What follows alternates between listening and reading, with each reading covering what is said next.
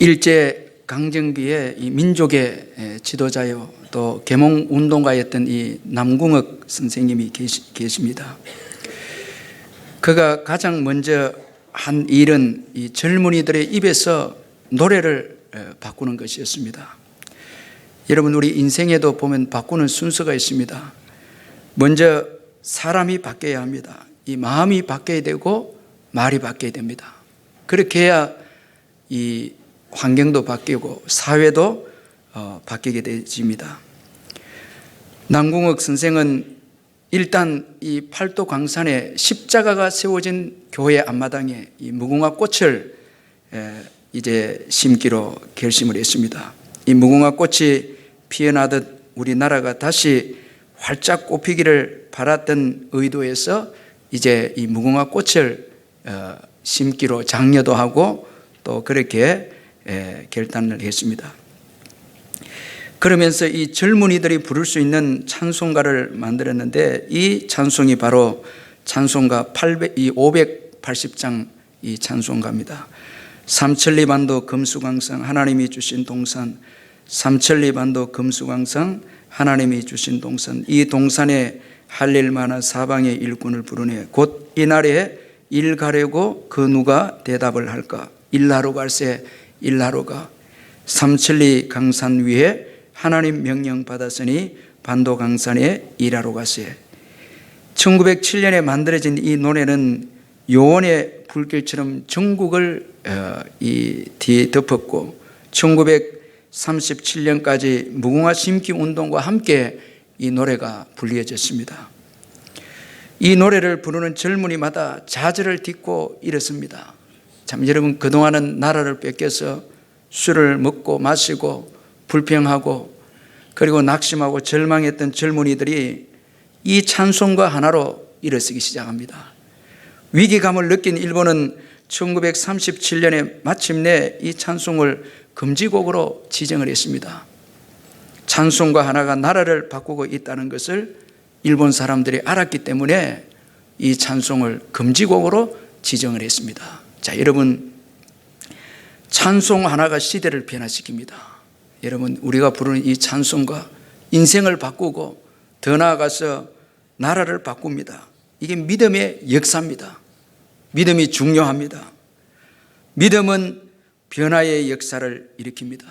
그래서 우리 예수님은 우리의 믿음을 보십니다. 무엇보다도 믿음을 보십니다. 오늘 우리 각 사람에게도 주님이 보시는 게 있다면 우리의 믿음을 보십니다. 오늘 보면 5절에 보면 예수께서 그들의 믿음을 보시고 그렇게 말씀하고 있습니다. 믿음을 보시는 예수님이십니다. 우리의 여러분 부도 보지 아니하시고 또 우리의 이 지식도 보지 아니하시고 외모도 우리 예수님은 중요하게 보시지 않습니다. 우리 예수님이 중요하게 보시는 것은 믿음입니다. 그 믿음을 보시고 예수님은 일하십니다. 오늘도 일하십니다. 그러므로 여러분, 이 예수 믿는 이 신앙 참 중요한 것입니다. 인생은 환경의 문제가 아닙니다. 믿음의 문제입니다. 아무리 열악한 환경이라도 믿음이 있으면 이겨냅니다. 다 극복하고 바꿉니다. 정말 축복의 환경으로 변화시킵니다. 이 성경이 우리에게 가르쳐 주시는 아주 중요한 교훈입니다. 믿음은 예수님으로 하여금 일하게 하십니다. 사람을 변화시킵니다. 새로운 인생으로 만듭니다. 환경을 이기게 합니다. 그래서 오늘 보면 5절에 보면 예수께서 그들의 믿음을 보시고 중풍병자에게 이르시되 작은 자야 내 죄사함을 받았느니라. 이건 혁명적인 선포입니다. 죄사함을 받았느니라. 여러분, 한 인생의 이 삶의 본질을 인생을 완전히 바꿔버렸습니다. 예수님의 선포의 말씀으로 바꿔버렸습니다. 이 믿음의 역사인 것입니다. 따라서 여러분, 무엇보다도 예수님은 우리의 믿음을 귀하게 보십니다. 오늘도 믿음을 보시고 일하시는 예수님이십니다. 그러므로 오늘 우리들에게 예수님을 믿는 믿음이 있는가? 자, 이게 중요한 질문입니다. 예수님을 믿는 믿음이 있는가? 정말 믿음이 있는가? 그리고 한 걸음 더 나아가서 예수님을 기쁘시게 하는 믿음이 있는가? 감동시키는 믿음이 있는가? 자, 여러분, 다른 것을 자꾸 찾지 마시고 오늘 이 예배를 드리면서 나에게 믿음이, 예수님을 믿는 믿음이 있는가?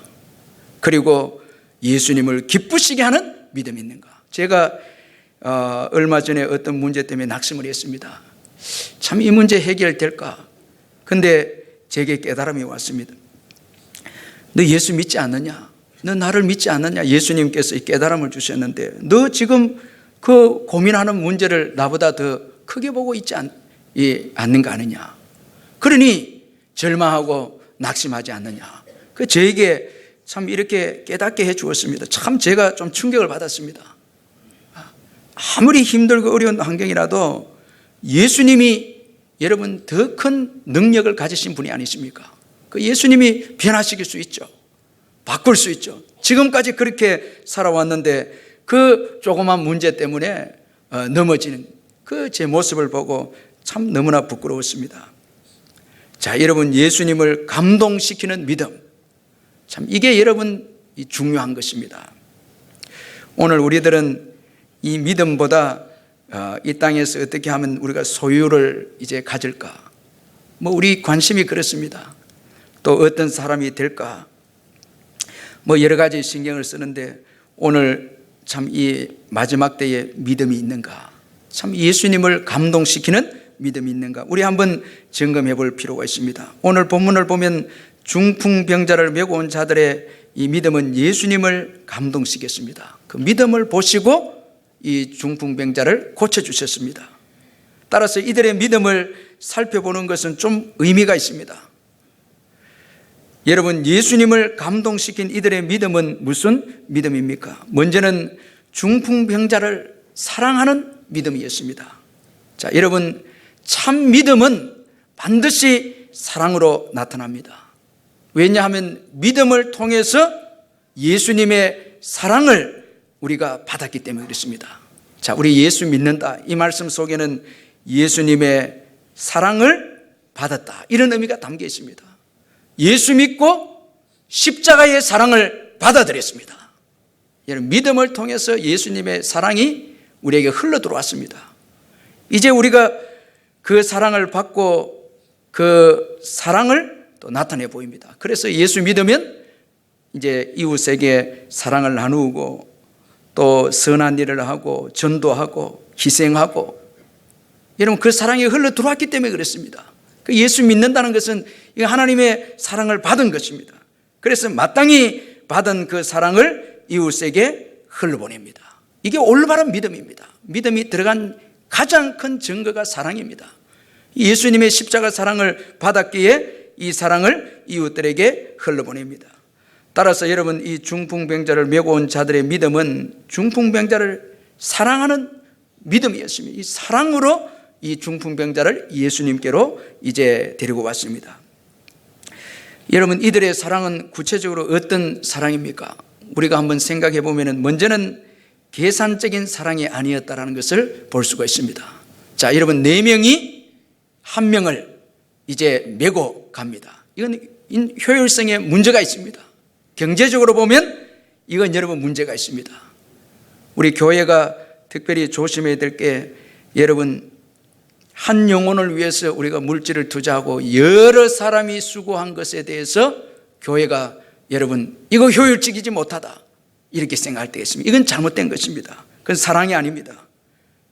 계산하면 그건 여러분 이미 사랑이 아닙니다. 그건 나의 유익을 구하기 때문에 그렇습니다. 계산하는 순간 이건 사랑이 아닙니다. 사랑은 받았기 때문에 주는 것입니다. 하나님께 받았기 때문에, 그 십자가 사랑 받았기 때문에 내가 이제 그 사랑을 내보내는 것입니다. 오늘 이 4명이 1명을 이제 예수님께 데리고 왔습니다. 그것도 이 여러분 중풍병자입니다. 수고해야 되고 희생이 따르고 시간이 투자돼야 될 환자입니다. 자, 여러분, 오늘 우리가 사람들을 평가할 때에, 이 교회에서 우리가 사랑을 베풀고 전도할 때에 유익된 사람 고르기 시작하면 이건 사랑이 아닙니다.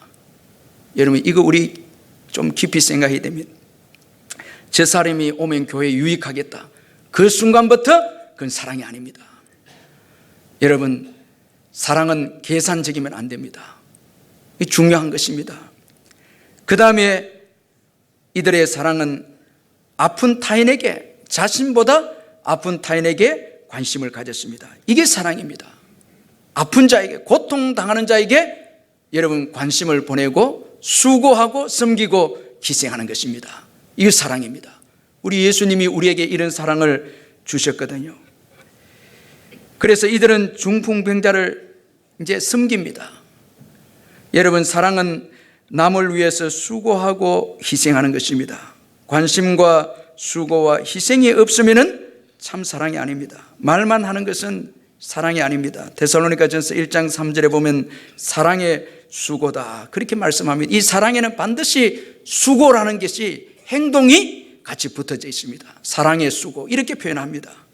따라서 참 사랑에는 반드시 수고가 따르는 것입니다. 관심이 있고 그리고 수고하고 희생합니다. 자, 오늘 본문의 서기관들은 행동하기보다 앉아서 판단하는 자들이었습니다. 자, 여러분, 이거 참 우리 조심해야 됩니다. 저와 여러분이 조심해야 될 건 사랑이 없는 지식입니다. 자, 여기 이 서기관들이 앉아서 생각하기를 예수님을 지금 판단합니다. 예수님이 어떻게 죄사함에 대해서 이 신성모독의 죄를 범하고 있는가, 이 예수님을 판단합니다. 자, 여러분, 사랑이 없는 지식은 칼보다 무서운 것입니다. 이 서기관들 율법을 맡은 자입니다. 그런데 이들에게 있었던 것은 행동보다 앉아서 그 다음에 판단합니다. 여러분, 이게 참 무서운 것입니다. 저는 우리 울산 남부교회 성도들이 너무 앉아 있는 것을 좋아하는 성도들이 되지 않았으면 좋겠습니다. 우리 전도에도 너무 앉아 있는 거 좋아하면 안 됩니다. 그러면 여러분, 그렇게 되면 말이 많아집니다. 자꾸 앉아 있으면 말 많아지고 그 다음에는 험담하고 비난합니다. 자꾸 말 많아지면 좋은 말 나오기보다 비난하고 험담합니다. 여러분, 이런 말이 있지 않습니까? 사람들마다 다 두 마리 개를 키운다고. 무슨 개를 키운가 하면 선입견과 편견. 끝에 여러분 이해할 수 있는 다 그게 있거든요. 자꾸 판단하는 거예요. 정죄하는 거예요. 주일 되면 이 섬기고 돌아보고 가르치고, 참 여러분 이 귀중한 겁니다. 통곡하고 이 기도하며라는 이찬수 목사님 최근에 그 책을 보니까 그 교회는 이 체육관에서 예배를 드립니다. 그러니 여러분 참 번거롭습니다. 이 마이크도 이 장비를 매주마다 그 설치를 해야 되고, 또 의자도 또 정리해야 됩니다. 폈다가 접었다가 다 정리해야 됩니다. 한 번은 목사님이 이 예배를 드리기 위해서 나왔는데 체육관에서 그 90세 된 어르신이 의자를 정돈하는 것을 봤어요. 의자를 치우는 거예요. 너무 감동을 받은 거예요. 좀 충격이잖아요. 그런데 그 어르신은 너무 기뻤어. 섬기는 거예요. 교회 와 섬기는 거예요. 앉아서 대접받기보다 섬기는 거예요. 그러면서 목사님이 이런 고백을 했습니다. 성도들을 위해 의자 하나를 펴는 일이라도 섬기지 않으면 안 되겠다는 뜨거운 마음을 가진 어른을 보고 어떻게 늙었다고 말할 수 있을까? 영적으로는 누구보다 더 청춘이셨다. 나는 나와 모든 성도들이 이 어르신과 같은 삶을 살기를 원한다. 자, 여러분, 마지막 그까지도 사랑합니다. 자, 여기에 의미가 있습니다. 행복이 있습니다. 참 자유합니다. 모든 것에서 자유합니다. 도전적입니다. 도전적입니다. 기독권을 포기해버립니다. 이 얼마나 행복한 인생입니까? 자꾸 여러분 매이고 사람들에게 인기와 이런 것에 매이면 끌려가는 인생인데 그걸 끊어버립니다. 이제 섬깁니다. 섬기기로 작정합니다. 거기에 여러분 창조적인 인생이 있고 축복이 있습니다. 여러분 믿으시길 바랍니다. 거기에 기쁨이 있습니다. 기쁨이 있습니다. 그래서 여러분 교회라는 데는 그런 곳입니다. 바로 가장 고통받는 자들에게 관심을 갖습니다. 왜냐하면 그들은 우리의 도움을 필요로 하기 때문에 그렇습니다. 자, 도움을 필요로 하는 자에게 관심을 갖는 것이 이게 사랑이라는 것입니다. 자, 여러분 이거 아주 평범하면서도 중요한 것입니다. 고통당하는 분들, 어려움 가운데 있는 자들, 도움을 필요로 하는 자들, 그들에게 도움을 주는 것이 사랑이다라는 것입니다. 자, 여기에 기적이 있습니다. 자, 어떤 분들은 왜 오늘날 교회가 기적이 안 일어나나? 자, 여러분, 이건요, 이 사랑의 문제입니다. 사랑이 없기에 기적이 없습니다. 오병이어 기적, 무리를 불쌍히 여기신 예수님의 사랑입니다. 그 사랑이 기적을 만듭니다. 여러분, 오늘 사랑이 있다면 오늘도 기적은 일어납니다. 예수님이 도와주십니다. 사랑이 없기 때문에 무관심하고 희생도 없고 수고도 없고 헌신도 없기 때문에 그건 기적도 없는 거예요. 역사 없어요. 거기에 기적이 일어나면 그 큰일 나는 것입니다. 여러분, 가만히 있는데 교회가 계속 기적이 일어난다면 이건 여러분 타락하는 것입니다. 여러분, 남을 위한 사랑 희생, 거기에 기적이 있어야 그 기적이 우리의 신앙의 영성에 도움을 줍니다. 우리도 건강하게 자라는 겁니다. 자, 여러분, 오늘 나의 삶이 밋밋하고 행복하지 못하고 기적도 없고 신앙생활에 기쁨도 없고, 여러분 정말 도움을 필요로 하는 자에게 내가 희생하고 헌신하고 있는가? 여러분, 이 문제인 것입니다. 그래서 우리는 전도하는 것입니다. 여러분, 우리가 참 이 사랑의 마음을 가지고 그 전도하는 것입니다. 이번 한 주간이 또 중요하거든요. 어느 모 업체에서 조사를 했는데 그 사람들의 마음의 온도가 지금 어떻게 되는가 조사를 했는데, 여러분 한번 들어보세요. 재미있는 조사인데 세대별로 200명씩 총 1,000명을 대상으로 조사를 했는데 우리나라 사람들의 평균 마음의 온도가 영하 14도라는 것입니다. 마음평, 이게 희한하게 그 조사를 한 것입니다. 한겨울 온도입니다. 취업이 불확실하다는 이 대학교 4학년들의 마음 이 온도는 최고의 영하 24.2도예요. 너무 차갑다는 거예요. 고등학생들, 입시를 준비하는 고등학생들은 영하 16.6도입니다. 너무 아프게 하면 안 됩니다. 참 춥습니다. 또 2030 직장인들도 조사를 해보니까 13.8도인 거예요. 그러면 직장을 가진 50대 이후는 몇 도인가? 거기도 13.5도라는 거예요. 다 영하라는 거예요. 참 추운 시절입니다. 이 추운 시대입니다. 여러분, 우리 교인들이 그리스도의 사랑을 전할 시대입니다. 예, 그리스도의 사랑을 나눠야 됩니다. 참 너무너무 중요하거든요. 이 그리스도의 사랑을 우리가 전할 때이다라는 것을 잊지 말아야 합니다. 교회의 능력은 사랑입니다. 이 따뜻한 사랑입니다.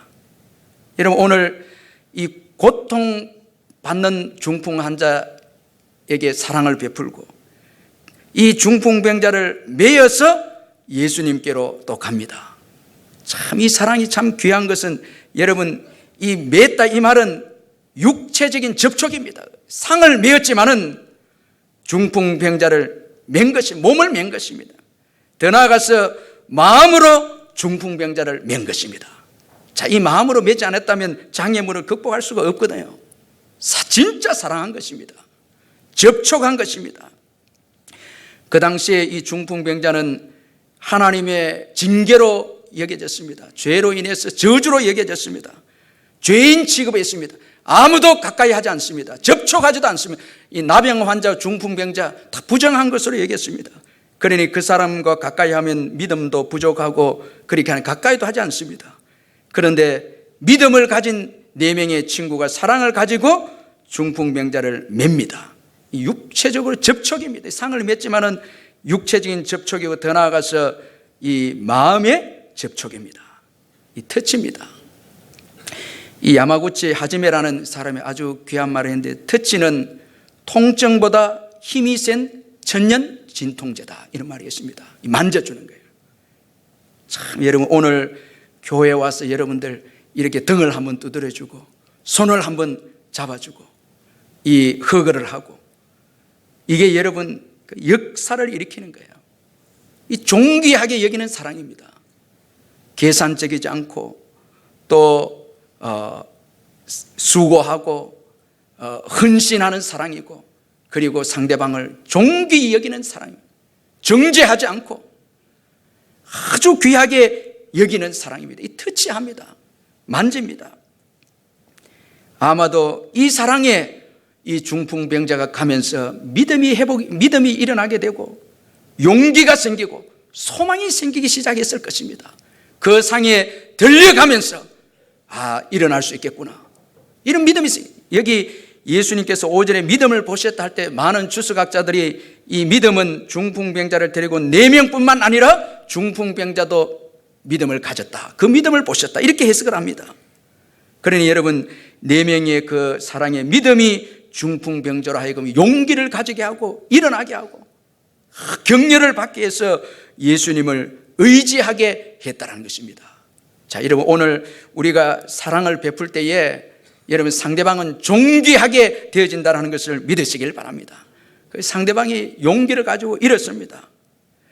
그리고 또 이 중풍병자를 메고 간 자들의 믿음은 중풍 이 병보다, 이 문제보다 예수님을 더 크게 보는 믿음이었습니다. 당시에 이 중풍병자는 고칠 수 없는 불치병이었습니다. 더군다나 죄로 인한 하나님의 저주로 여겼습니다. 그러니까 여러분, 이거는 소망 없는 것이고 절망적인 인생이다, 버려진 인생이다, 그렇게 생각했습니다. 그 병에 걸리면 절망합니다. 벗어날 수가 없습니다. 그런데 중풍병보다 예수님을 크게 본 믿음이 있었기에 예수님께로 이 환자를 데리고 옵니다. 여러분, 믿음은 문제를 크게 보지 않습니다. 예수님을 크게 봅니다. 여러분, 예수님을 크게 보시기를 주의 이름으로 축원합니다. 굉장히 중요한 믿음입니다. 어떠한 문제보다도 예수님을 크게 보시기를 주의 이름으로 축원합니다. 문제에 지배당하지 않습니다. 문제에 지배당하지 않고 예수님을 크게 봅니다. 어떤 문제가 있어도 예수님께 다 맡깁니다. 다 맡깁니다. 이거 예수님을 크게 보는 것입니다.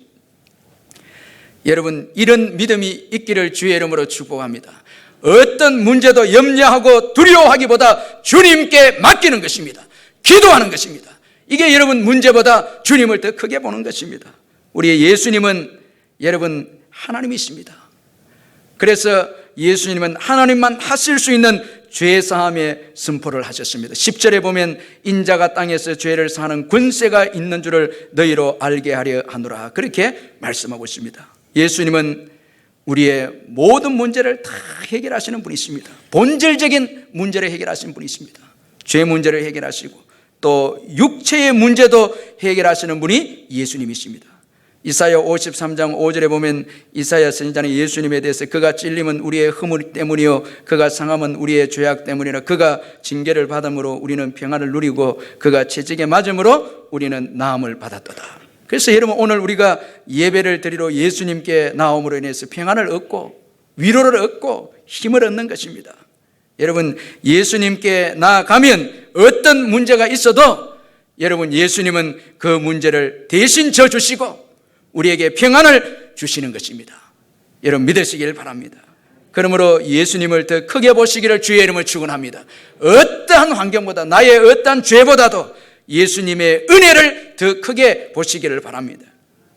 느헤미야는 절망적인 환경에서도 주님을 크게 보았습니다. 거기서부터 문제 해결이 이제 열리기 시작합니다. 느헤미야 1장 5절에 보면 하늘의 하나님 여호와 크고 두려우신 하나님이여 크시다. 여러분, 예루살렘 성벽은 이제 불에 태워졌고 많은 사람들은 포로로 잡혀오고 절망적인 환경인데도 느헤미야는 여호와 하나님에 대해서 크신 하나님이시다, 그렇게 믿었습니다. 이 크신 하나님을 믿었기에 그는 그 다음부터 모든 문제에 대해서 하나님이 해결해 주실 것을 확신했습니다. 또한 여러분, 이 중풍병자를 메고 온 자들의 믿음은 장애물에 좌절하지 않는 믿음이었습니다.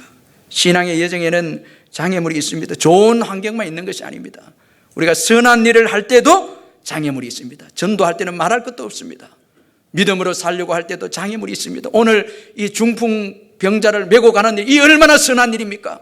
그 가운데 주님은 순탄한 길을 열어놓을 수도 있습니다. 믿음으로 지금 나오고 있는데요, 그러나 여러분, 장애물이 있습니다. 많은 사람들 때문에 예수님께로 들어갈 수 없습니다.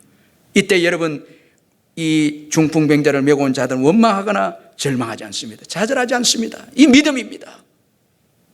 자, 여러분, 원망할 필요도 없고 여러분 좌절할 필요도 없습니다. 믿음을 가졌다면 그 좌절할 필요도 없습니다. 많은 사람들이 예수님께로 나가는 길을 막고 있을 때 이들은 새로운 길을 내었습니다. 새로운 길을 냈습니다. 이 믿음의 사람입니다. 자, 여러분, 오늘 어렵고 힘들 때에 우리 그리스도인들이 길을 내야 되죠. 사업가들은 새로운 여러분 축복의 길을 내야 되죠. 우리 학생들도 그렇고 우리 정치가들도 우리의 모든 사람들이 기도해서 이 어려운 시기에 길이 없다고 하는 이 시대에 길을 내야 되죠. 이게 믿음의 사람들인 것입니다. 길을 내시기를 주의 이름으로 축원합니다. 이 그리스도인들입니다. 자꾸 불평하고 원망하는 것이 아니라 여러분 바로 이 시대에 빛의 사명을 감당해야 되죠. 우리 예수 믿는 자들이 바로 이런 일을 위해서 예수 믿는 것입니다. 먼저 사랑을 받은 것입니다. 믿음은 여러분 새로운 길을 냅니다. 창조적인 생각을 하게 합니다. 기존 방식의 틀을 깨뜨려 버리는 것이 믿음인 것입니다. 여러분, 믿음은 도전하게 합니다. 도전하게 합니다. 생명력이 있기 때문에 주저앉지 않습니다. 자, 여러분, 주저앉아 버리면 그때부터는 죽습니다. 도전합니다. 자꾸 도전합니다. 기존 이 방식을 파괴해 버립니다. 그래서 믿음이 좋은 교회는 계속해서 하나님의 임재하심에 대한 새로운 역사들의 그 역사들이 있습니다. 환경에 주저앉아서 여러분 자포자기하고 포기하는 것은 이건 믿음이 아니다라는 것입니다. 참 믿음은 생명력이 있기에 새로운 길을 내는 것입니다. 그래서 중풍병자를 메고 온 친구들은 지붕으로 올라가서 길을 냈습니다. 지붕으로 올라가서 길을 냈습니다. 우리의 생각은 한계가 있지만 믿음이 들어가면 여러분 우리의 이 믿음이 들어간 생각은 놀라운 창조의 역사를 일으킨다는 것을 잊지 말아야 하는 것입니다. 그리고 믿음은 오직 주님을 바라보게 합니다. 주님을 바라보게 합니다. 오늘 이 중풍병자를 메고 온 이 사람들의 믿음은 예수님만을 바라봤습니다. 그 장애가 있는 사람들만 바라보지 않았습니다. 사람들 바라보지 않고 또 지붕만 보지도 않았습니다. 자, 여러분 우리 4절을 한번 같이 한번 읽어보겠습니다. 4절 한번 같이 한번 읽겠습니다. 시작. 무리들 때문에 예수께 데려갈 수 없으므로 그 계신 곳에 지붕을 뜯어 구멍을 내고 중풍병자가 누운 상을 달아내리니. 자, 여기 보면 여러분 어떻게 보면 아주 정확하게 예수님이 계신 곳에 이 지붕을 뜯어서 구멍을 내어서 중풍병자 그 누운 상을 달아내었습니다. 다 그 예수님인들. 그러니까 처음부터 이들은 예수님을 바라봤다는 거예요. 예수님을 바라봤다는 거예요. 자, 여러분 이거 중요합니다. 이미 예수님을 바라보고 이미 이 환자가 예수님 앞에 서서 고침받는 것을 믿고 여러분 내린 거예요. 다 그 예수님을 바라본 거예요. 자, 오늘 우리의 신앙 한번 돌아보면 너무 장애물을 바라봅니다. 이 믿음은 장애물을 장애물로 여기지 않습니다. 새로운 길을 내는 도구로 그렇게 여깁니다. 그런데 우리들은 예수 믿으면서 너무 사람 바라보고 환경 바라보고 그러다 부딪혀져서 여러분 주저앉아 버리는 거예요. 예수님을 끝까지 바라봐야 되죠. 예수님 계신 곳을 봐야 되죠. 끝까지 가야 되죠. 어떠한 여러분 신앙적으로 위대한 일을 행한 분들 보면 예수님께 집중했습니다. 예수님만 바라봅니다. 그러니까 장애물을 다 뚫고 나갑니다. 다 뚫고 나갑니다. 여러분 예수님을 바라보시길 바랍니다. 환경 바라보면 우리는 다 넘어집니다. 베드로가 그랬지 않습니까? 마태복음 14장 30절에 보면 바람을 보고 무서워 빠져가는지라 소리질러 주여 나를 구원하소서. 예수님 잘 보고 가다가 바람을 보는 순간에 빠져버렸습니다. 이 바라봄이 잘못됐습니다. 예수님을 끝까지 바라봐야 되죠. 끝까지 의지해야 될 줄로 믿습니다. 자, 이처럼 이 귀한 중풍병자 메고 온 이런 믿음의 예수님께서 일하셨는데 먼저는 죄사함을 선포하셨습니다. 이 파격적인 선언입니다. 본질적인 회복입니다.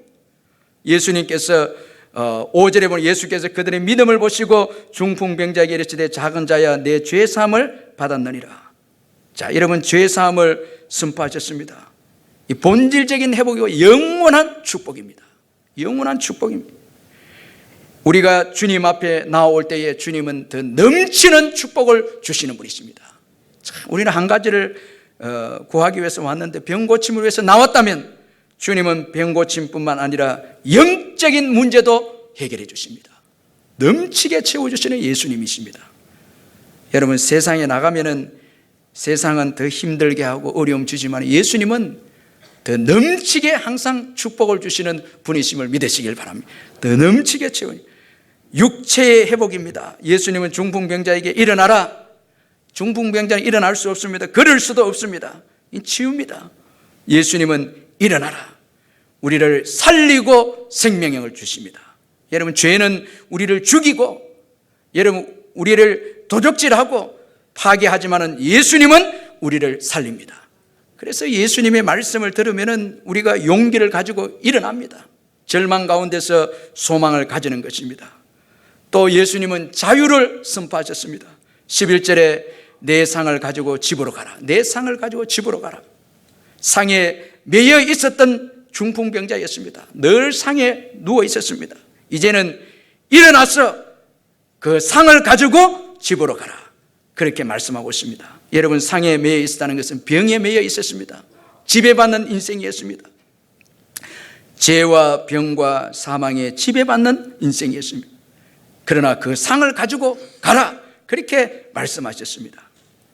오히려 병과 죄와 사망을 지배하고 다스리는 인생으로 세워주셨습니다. 전에는 병에 지배당한 인생이었는데 이제는 병을 이기는 인생, 그 자유하는 인생입니다. 여러분 예수님을 만나면 예수님께 은혜를 받으면 모든 인생의 문제에서 자유함을 믿으시길 바랍니다. 물질도 사람도 병도 죽음도 사망도 여러분 죄도 다 자유합니다. 이깁니다. 다 이깁니다. 오늘 우리가 얼마나 노예처럼 매여 있지 않습니까? 이 사람들에게도 매여 있고 저 사람 떠나면 어떻게 되나, 이 사람이 어떻게 되나, 또 물질이 없으면 어떻게 되나 다 그렇게 하는데 예수님 은혜 주시면은 다 정복하고 다스리고 다 이기는 인생이 되는 것입니다. 이게 믿음이 주는 축복임을 믿으시길 바랍니다. 인생은 믿음의 문제입니다. 절대 환경의 문제가 아닙니다. 여러분 오늘 저와 여러분이 다시 한번 환경에 지배당하고 고통당하고 절망했다면 이거 예수님의 이름으로 떨어내 버리시고 믿음으로 승리하시길 바랍니다. 그 환경을 축복의 환경으로 변화시키기를 바랍니다.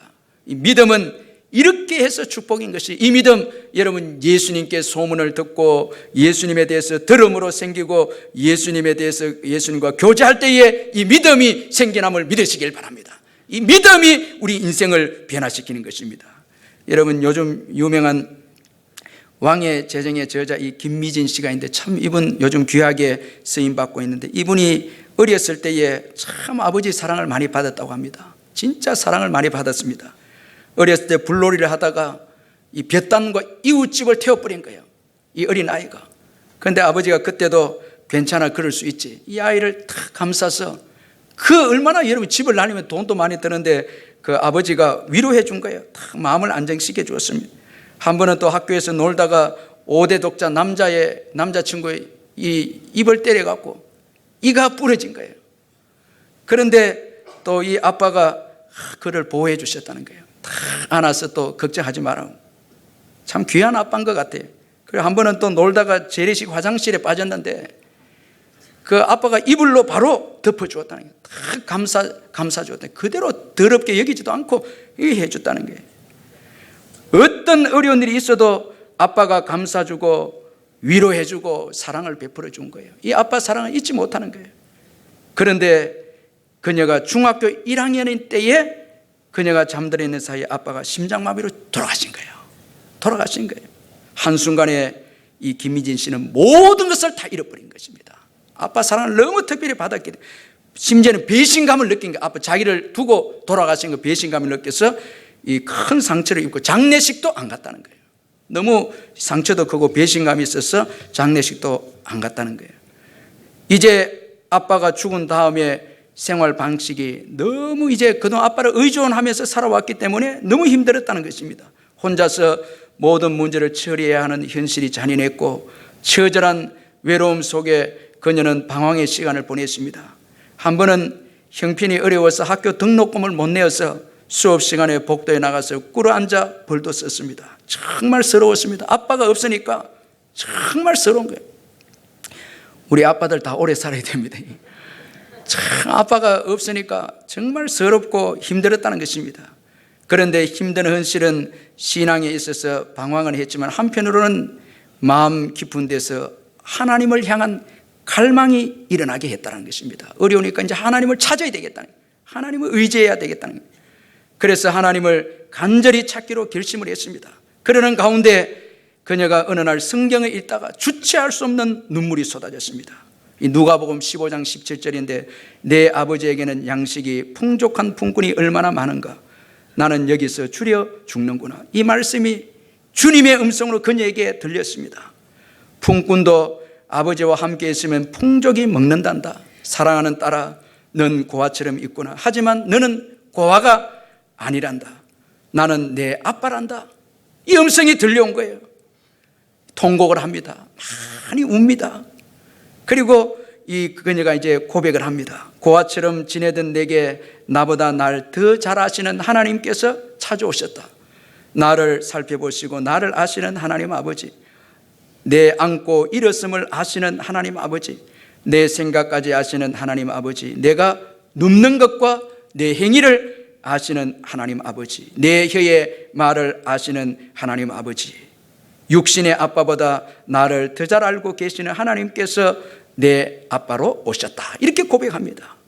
그러면서 따스함으로 날 지지하시고 용납하시고 감사 안으시면서 아빠 하나님을, 감사 안으시는 아빠 하나님을 깊이 만났다. 그렇게 고백을 또 합니다. 이 김미진 씨가 이런 하나님 아버지를 만나면서 기도하는데 아주 큰 기도를 합니다. 주님, 제 입술에 능력과 권세를 주세요. 온 땅을 다니면서 복음을 전할 것입니다. 참 여러분, 하나님께서 그 기도를 응답해 주셔서 지금 열방 가운데 이 왕의 재정이라는 책을 펴낸 이후에 열방 가운데 하나님께 쓰임받는 아주 풍성한 축복의 딸로 지금 그렇게 일하고 있다는 것입니다. 여러분, 믿음이 인생을 변화시킵니다. 축복의 인생으로 변화시킵니다. 그러므로 오늘 중풍병자를 메고 온 자들의 이 믿음을 저와 여러분이 소유하시기를 주님의 이름으로 축원합니다. 우리 말씀 생각하면서 한번 기도하겠습니다.